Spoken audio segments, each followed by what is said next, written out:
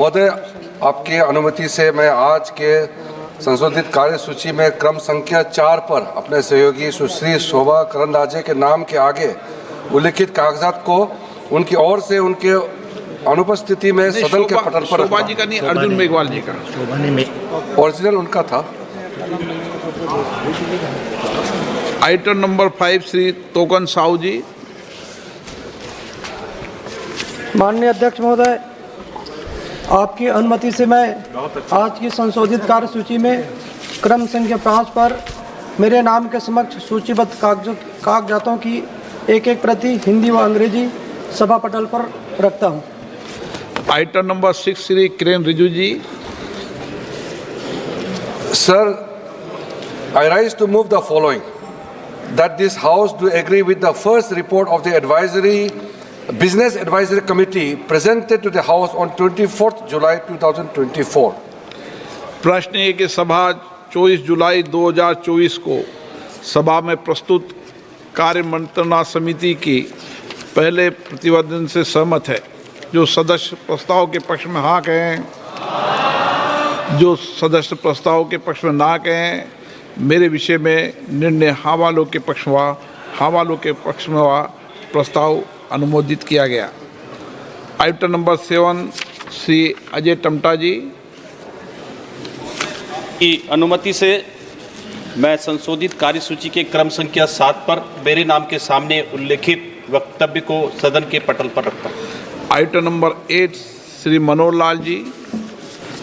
महोदय, आपकी अनुमति से मैं प्रस्ताव रखता हूं कि राजघाट समाधि अधिनियम 1951 की धारा 4 की उपधारा 1 के खंड घ के अनुसरण में इस सभा के सदस्य ऐसी रीति से, जैसा कि अध्यक्ष निर्देश दें, सरकार द्वारा अधिसूचना की तिथि से प्रारंभ होने वाली अवधि के लिए राजघाट समाधि समिति के सदस्यों के रूप में कार्य करने के लिए उक्त अधिनियम के अन्य उपबंधों के अध्याधीन अपने में से 2 सदस्य निर्वाचित करें। प्रश्न है कि माननीय मंत्री द्वारा प्रस्तुत प्रस्ताव को स्वीकृत किया जाए।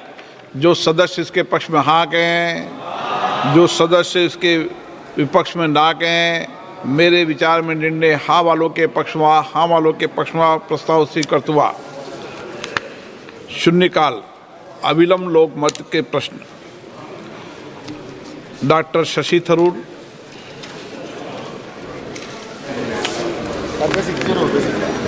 Thank you very much, Mr. Speaker. I wish to draw the attention of the Honourable Minister of Petroleum and Natural Gas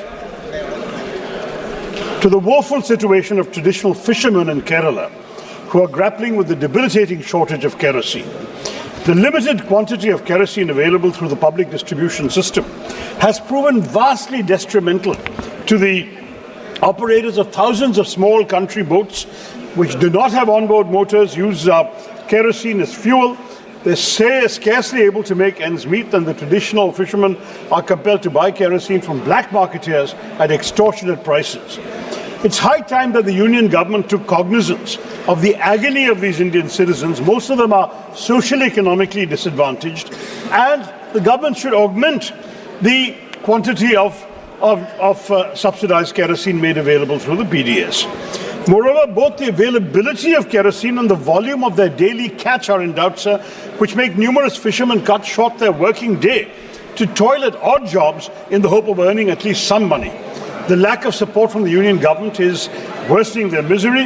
In fact, the allocation by the Union of PDS kerosene to Kerala has declined from fiscal year 2018-19 from 55,000 kilolitres to just 15,000 kilolitres last year, sir. Now, I know the Union government will say they want to encourage states to shift to cleaner and safer fuels like LPG, PNG and so on, which is why they're reducing PDS kerosene. Understood, sir? But coastal states like Kerala are already amongst India's foremost states in terms of LPG and green energy coverage. But the demand for kerosene is only to alleviate the agony of our traditional fishermen who rely on kerosene for fueling their fishing boats. If the Union government truly desires to facilitate a transition to more sustainable fuels, then it must subsidize an alternative. Perhaps provide other kinds of engines to our fisher people with a genuine subsidy. Otherwise, they should provide more kerosene, Mr. Speaker, sir. Thank you very much.